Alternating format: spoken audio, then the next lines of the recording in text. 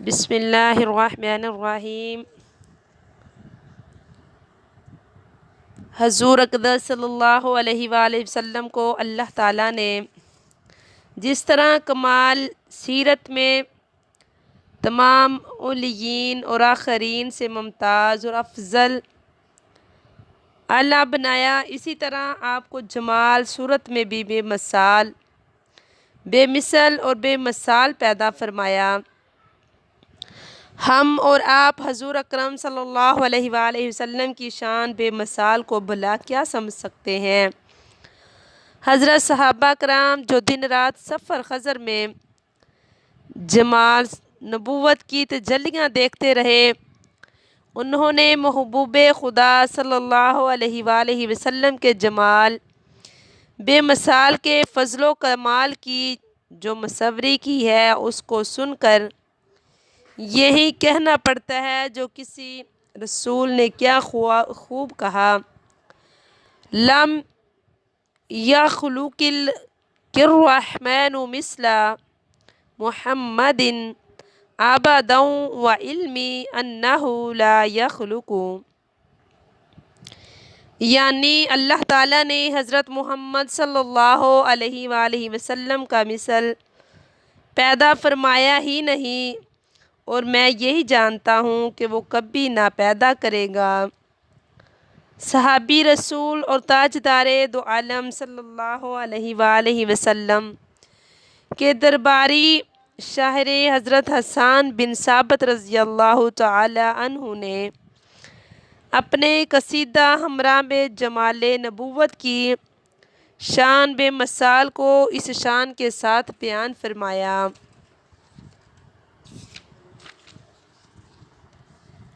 میں کہوں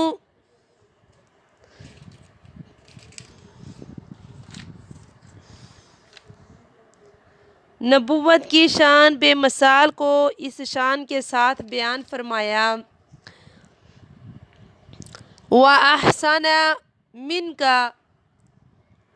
لَمْ تَرَ قَطُّ عَيْنِي وَأَجْمَلَ مِنْكَ لَمْ تَلِدِ النِّسَاءُ، یعنی یا رسول اللہ صلی اللہ تعالی علیہ وسلم، آپ سے زیادہ حسن و جمال والا میری آنکھ نے کبھی کسی کو دیکھا ہی نہیں، اور آپ سے زیادہ کمال والا کسی عورت نے جنا ہی نہیں۔ خلقت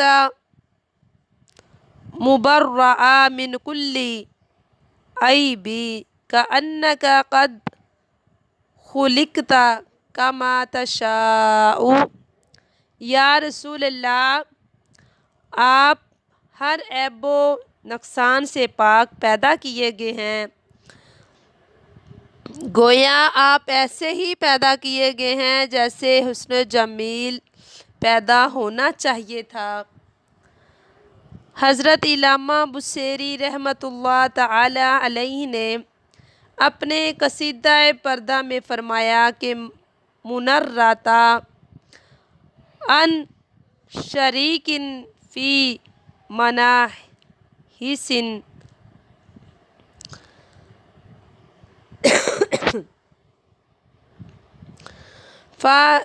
جوہر الحسن فی غیر منقسم، یعنی حضرت محبوب خدا صلی اللہ علیہ وآلہ وسلم اپنی خوبیوں میں ایسے یکتا ہیں کہ اس معاملے میں ان کا کوئی شریک ہی نہیں، کیونکہ ان میں جو حسن کا جوہر ہے وہ قابل تقسیم ہی نہیں۔ اعلیٰ حضرت مولانا احمد رضا خان صاحب قبلہ بریلوی قدس سرہ العزیز نے بھی اسی مضمون کی عکاسی فرماتے ہوئے کتنے نفیس انداز میں فرمایا، تیری خلق کو حق نے عظیم کہا، تیری خلق نے حق کو عظیم کہا، تیرے خلق کو حق نے جمیل کیا، کوئی تجھ سا ہوا ہے نہ ہوگا،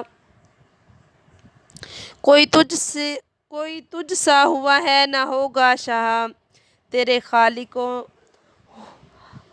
حسندہ کی قسم۔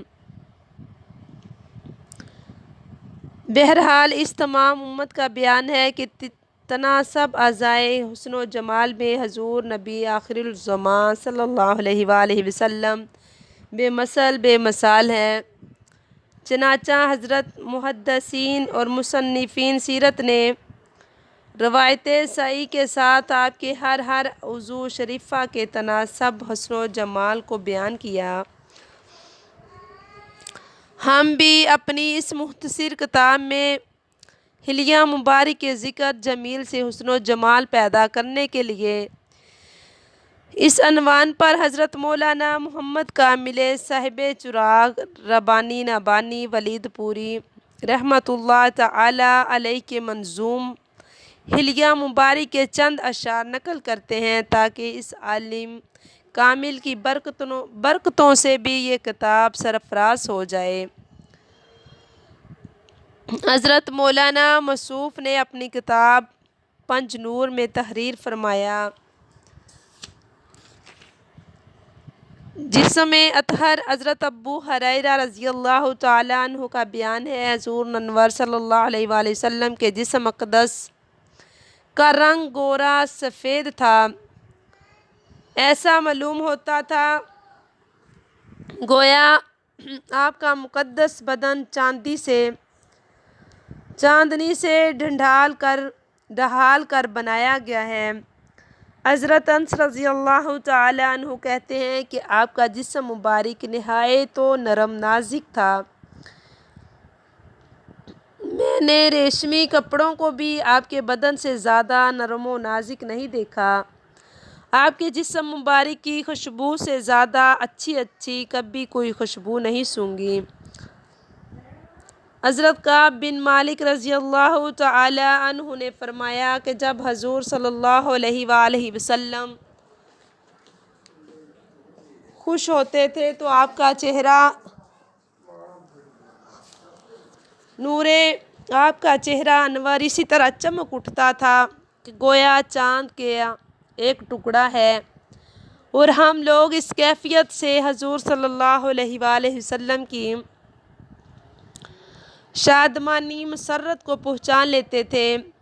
آپ کے روح انور پر پسینے کے قطرات موتیوں کی طرح ڈھلکتے تھے، اس میں مشک عنبر سے بھر کر خوشبو رہتی تھی۔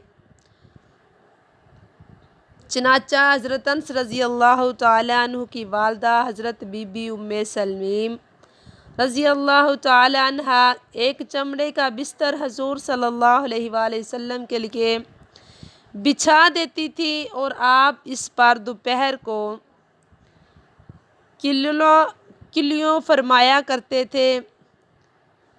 آپ کے جسم اطہر کے پسینے کو ایک شیشی میں جمع فرما لیتی تھی، پھر اس کو اپنی خوشبو میں ملایا کرتی تھی۔ چنانچہ حضرت انس رضی اللہ تعالیٰ عنہ نے وصیت کی تھی کہ میری وفات کے بعد میرے بدن اور کفن میں وہی خوشبو لگائی جائے جس میں حضور انور صلی اللہ علیہ وآلہ وسلم کے جسم اطہر کا پسینہ ملا ہو۔ جسم انور کا سایہ نہ تھا، آپ کے قد مبارک کا سایہ نہ تھا۔ حکیم ترمذی نے اپنی کتاب انوار اصول میں حضرت زکان تابعی سے یہ حدیث نقل کی ہے کہ سورج کی دھوپ اور چاند کی چاندنی میں حضور صلی اللہ علیہ وآلہ وسلم کا سایہ نہیں پڑتا تھا۔ امام بن سبی کا اقوال ہے کہ یہ آپ کے خصائص میں سے ہے کہ آپ کا سایہ زمین پر نہیں پڑتا تھا اور آپ نور تھے، اس لیے جب آپ دھوپ یا چاندنی میں چلتے تو آپ کا سایہ نظر نہ آتا تھا۔ بعض کا قول ہے کہ اس کی شاید وہ حدیث ہے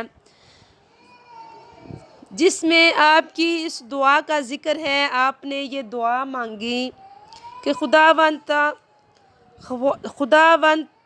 تو میرے تمام اعضاء کو نور بنا دے، اور آپ نے اس دعا کو اس قول پر ختم فرمایا کہ وَاجْعَلْنِی نُورًا، یعنی یا اللہ تو مجھ کو سرپا نور بنا دے۔ ظاہر ہے کہ جب آپ سرپا نور تھے تو پھر آپ کا سایہ کہاں سے پڑتا۔ اسی طرح عبداللہ بن مبارک ابن جوزی نے حضرت عبداللہ بن عباس رضی اللہ تعالی عنہ سے روایت کی کہ حضور صلی اللہ علیہ وآلہ وسلم کا سایہ نہیں تھا۔ سبحان اللہ۔ میری پیاری بہنوں، حضور اقدس صلی اللہ علیہ وآلہ وسلم کے دونوں شانوں کے درمیان کبوتر کے انڈے کے برابر مہر نبوت تھی۔ یہ بظاہر سرخی مائل ابر ہوا کہ گوشت تھا، چنانچہ حضرت جابر بن سمر رضی اللہ تعالی عنہ فرماتے ہیں کہ میں نے حضور صلی اللہ علیہ وسلم کے دونوں شانوں کے پنج میں مہر نبوت کو دیکھا جو کبوتروں کے انڈے کی مقدار میں سرخ ابھرا ہوا ایک دودھ تھا۔ لیکن ایک روایت میں یہ بھی ہے کہ مہر نبوت کبوتر کے انڈے کے برابر تھی۔ اس پر یہ عبارت لکھی ہوئی تھی، اللہ وحدہ لا شریک لہ بوجہہ حیث کنت فإنک منصور، یعنی اللہ ایک ہے، اس کا کوئی شریک نہیں۔ اے رسول، آپ جہاں بھی رہیں گے آپ کی مدد کی جائے گی۔ ایک روایت میں یہ بھی ہے، کان نوراً، یعنی مہر نبوت کا ایک چمکتا ہوا نور تھا۔ اس کی ظاہری شکل، صورت اور مقدار کو کبوتر کے انڈے سے تشبیہ دی تھی۔ حضرت انس رضی اللہ تعالی عنہ کا بیان ہے، حضور انور صلی اللہ علیہ وآلہ وسلم نہ بہت زیادہ لمبے تھے نہ پست قد، بلکہ آپ درمیانی قد والے تھے۔ آپ کا مقدس بدن انتہائی خوبصورت تھا۔ جب چلتے تھے تو کچھ خمیدہ ہو کر چلتے تھے۔ اسی طرح حضرت علی رضی اللہ تعالیٰ عنہ فرماتے ہیں کہ آپ نہ طویل القامت تھے نہ پست قد، بلکہ آپ درمیانہ قد تھے۔ باوقت رفتار ایسا معلوم ہوتا تھا کہ گویا آپ کسی بلندی سے اتر رہے ہیں۔ میں نے آپ کا مثل نہ آپ سے پہلے دیکھا نہ آپ کے بعد۔ اس پر صحابہ کرام کا اتفاق ہے کہ آپ میانہ قد تھے، لیکن یہ آپ کا معجزانہ شان ہے کہ یہ میانہ قد ہونے کے باوجود اگر آپ ہزاروں انسانوں کے مجمع میں کھڑے ہوتے تھے تو آپ کا سر مبارک سب سے زیادہ اونچا نظر آتا تھا۔ سبحان اللہ۔ قد بے سایہ کے سایہ مرحمت مدذل مدود رافت پہ لاکھوں سلام، ترائن کہش کی جس کی ہے کمریاں اس صحیح سر و اقامت پہ لاکھوں سلام۔ سر اقدس حضرت علی رضی اللہ تعالی عنہ نے آپ کا حلیمہ مبارک بیان فرماتے ہوئے ارشاد فرمایا، یعنی آپ کا سر مبارک بڑا تھا جو شاندار اور وجیحہ ہونے کا نشان ہے، جس کے آگے سر سرواں خم رہے اس سرتاج رفتے پہ لاکھوں سلام۔ حضور انور صلی اللہ علیہ وآلہ وسلم کی منہ مبارک نہ گھونگھر دار تھے نہ بالکل سیدھے، بلکہ ان دونوں کفتیوں کے درمیان تھے۔ آپ کے مقدس بال پہلے کانوں کی لوں تک تھے، پھر شانوں تک خوبصورت لٹکتے رہتے تھے، مگر حجۃ الوداع کے موقع پر آپ نے اپنے بالوں کو اتروا دیا۔ اعلیٰ حضرت مولانا شاہ احمد رضا خان قبلہ بریلوی رحمۃ اللہ تعالی نے آپ کے مقدس بالوں کی ان تینوں صورتوں کے اپنے دو شہروں میں بہت ہی نفیس و لطیف انداز میں بیان فرمایا ہے۔ گوشت تک سنتے تھے فریاد کہ اب آئے تاویش، کہ بنے خانہ بدوشوں کے سہارے کیسے ہوں۔ آپ اکثر بالوں میں تیل بھی ڈالتے تھے، کبھی کبھی کنگھی بھی کرتے تھے۔ آخر زمانہ میں پنج سر میں مانگ، بیچ سر میں مانگ بھی نکالتے تھے۔ آپ کے مقدس بال آخر عمر تک سیاہ رہے۔ آپ کے مقدس بال آخر عمر تک سیاہ رہے۔ سر اور داڑھی شریف میں 20 بالوں سے زیادہ سفید نہیں ہوئے تھے۔ حضور اقدس صلی اللہ علیہ وآلہ وسلم حجۃ الوداع میں جب اپنے مقدس بال اتروائے تو وہ صحابہ کرام میں بطور تبرک تقسیم ہوتا، یعنی صحابہ کرام وہ تبرک سمجھ کر تقسیم کرتے تھے، اور صحابہ کرام نے نہایت ہی عقیدت کے ساتھ ان بوئیں مبارک کو اپنے پاس محفوظ رکھا کرتے تھے کہ ان کو اپنی جانوں سے زیادہ عزیز رکھتے تھے۔ سبحان اللہ۔ حضرت بی بی ام سلمہ رضی اللہ تعالیٰ عنہ نے ان مقدس بالوں کو ایک شیشی میں رکھ لیا تھا۔ جب کسی انسان کو نظر لگ جاتی یا کوئی مرض ہوتا یا کوئی مریض ہوتا تو آپ اس شیشی کو پانی میں ڈبو کر اسے پلا دیتی اور اسے پانی سے شفا حاصل ہو جاتی۔ سبحان اللہ۔ حضور اقدس صلی اللہ علیہ وآلہ وسلم کا چہرہ منور جمال الہی کا آئینہ اور انور تجلی کا مظہر تھا۔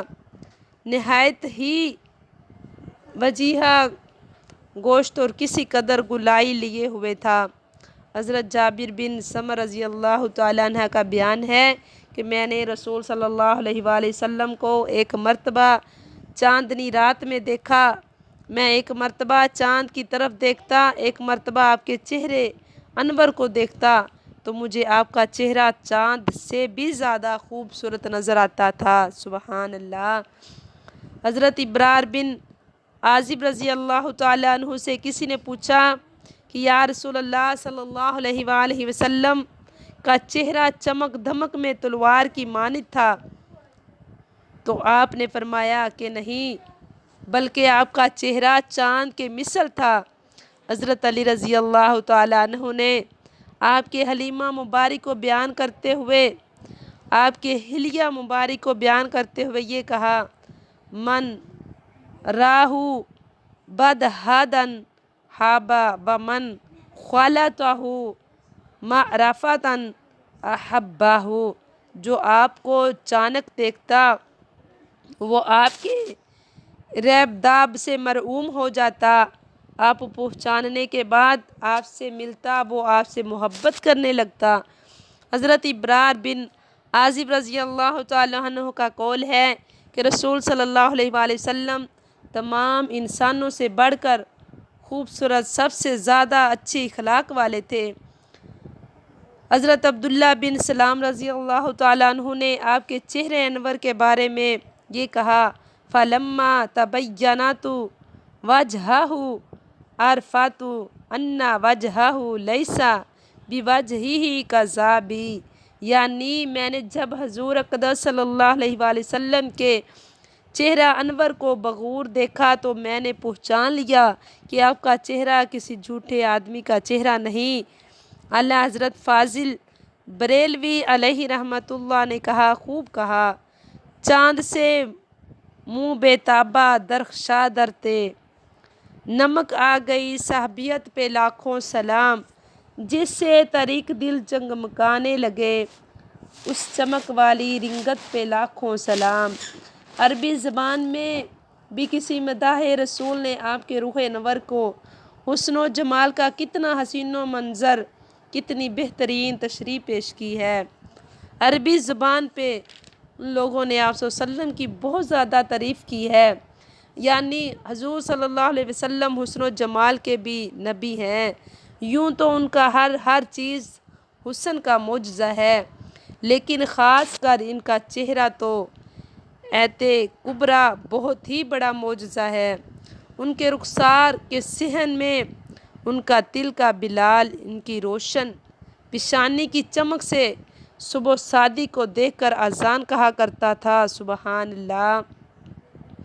آپ کی بھویں دراز، باریک اور گھنے بال والی تھی اور دونوں بھویں اس قدر متصل تھی کہ دور سے دونوں ملی ہوئی معلوم ہوتی تھی کہ ان دونوں بھوؤں کے درمیان ایک رنگ تھی جو غصہ کے وقت ابھر جاتی تھی۔ اعلیٰ حضرت علیہ رحمۃ اللہ عروب مبارک کی بدحہ میں فرماتے ہیں، جن کے سجدے کو مہرا کعبہ جھکی، ان بھوؤں کی لطافت پہ لاکھوں سلام۔ اور حضرت محسن کا گھوری بھی علیہ رحمۃ اللہ نے چہرہ انور پہ محراب ابرو کے حسن کی تصویر کشتی کرتے ہوئے پہ لکھا، منہ کامل پہ نور کی یہ تصویریں ہیں یا کھینچی بدر میں شمشیریں ہیں۔ نورانی آنکھیں، آپ کی جسمان مبارک بڑی بڑی اور قدرتی طور پر سرمینگ تھی، پلکیں گھنی اور دراز تھی، پتلی کی سیاہی خوب سیاہ اور آنکھ کی سفیدی خوب سفید تھی، جن میں باریک باریک سرخ دوڑے ہوئے تھے۔ آپ کی مقدس آنکھوں کا یہ اعجاز ہے، یہ اعجاز ہے کہ آپ یہ یک وقت آگے پیچھے دائیں بائیں اوپر نیچے دن رات اندھیرے اجالے میں یکساں دیکھا کرتے تھے۔ یعنی اے لوگو، تم رکوع سجود کو درست طریقے سے ادا کرو، کیونکہ خدا کی قسم میں تم لوگوں کو اپنے پیچھے سے بھی دیکھتا رہتا ہوں۔ یعنی یہ باپ آپ کے ان معجزات میں سے ہیں جو آپ کو عطا کیے گئے ہیں۔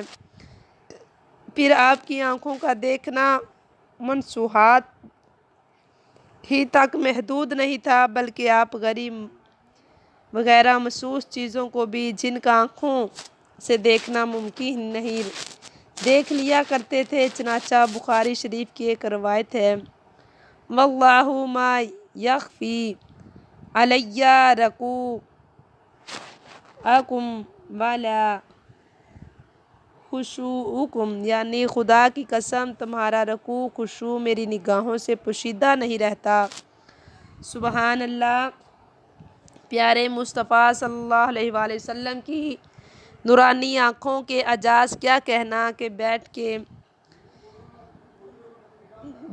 پیچھے سے نمازیوں کے رکوع بلکہ ان کے خشوع کو بھی دیکھ رہے ہیں۔ میری پیاری بہنوں، ہم سب کو میری ویڈیو اچھی لگے تو لائک کریں اور سبسکرائب کرنا نہ بھولیں۔ جزاک اللہ۔